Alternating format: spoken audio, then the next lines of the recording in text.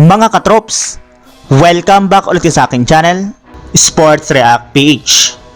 At ngayon nga ay pag-uusapan natin ang balitang pagkuha ng San Antonio Spurs kay De'Aaron Fox.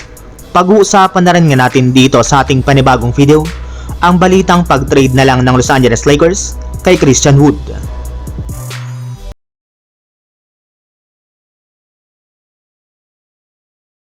Naibalita ko na nga po sa inyo mga katrops na napabilang na nga po ang superstar na si De'Aaron Fox sa mga malalaking pangalan sa NBA na posibleng ma-trade bago ang trade deadline sa darating na Pebrero.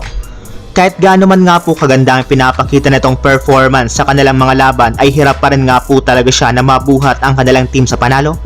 Kaya iba't iba mga trade rumors na nga po nagsisilabasan ngayon tungkol kay De'Aaron Fox. At isa nga po sa pinag-usapan talaga dito ng sobra ay ang kalalabas pa lang na balita na meron nga na pong interes ang San Antonio Spurs na kunin ito mula sa Kings sa trade market para maging katandem ng kanilang superstar big man na si Victor Wembanyama. Hindi rin naman nga po masyadong naging epektibo at gumana ang mga ginawang move ng Spurs sa nagdaang offseason matapos silang maging isang average na contender lamang.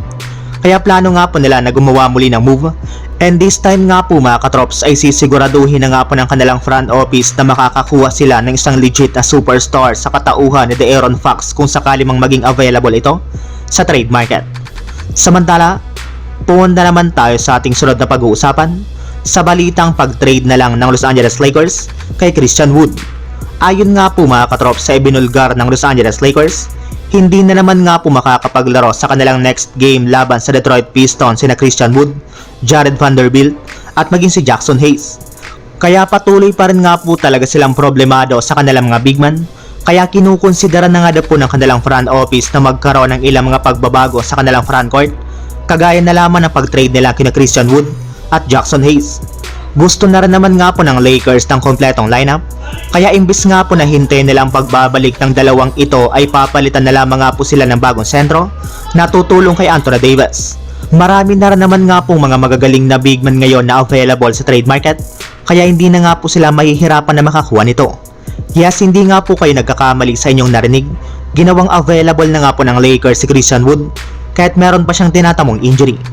Naniniwala na rin naman nga po si Rob Pelinka na hindi na nga po talaga sapat ang kanilang kasalukuyang lineup, at ang nag-iisang paraan na lamang nga po upang mapalakas ito ay kung sakali mang gagawa sila ng trade at kukuha ng mga bagong players. Na-realize na rin naman nga po ng Lakers na hindi na rin naman nga po nila afford na i-trade si D'Angelo Russell at maging si Max Christie, kaya si Wood na lamang nga po natitira nilang trade asset ngayon na pwedeng ipamigay sa ibang kupunan. So yun lang mga katrops, ang handog kong story ngayong araw. Sana nag-enjoy kayo, please like and subscribe my YouTube channel, Sports React PH, para sa iba pang story at update patungkol sa NBA. Kita-kits muli sa ating susunod na video.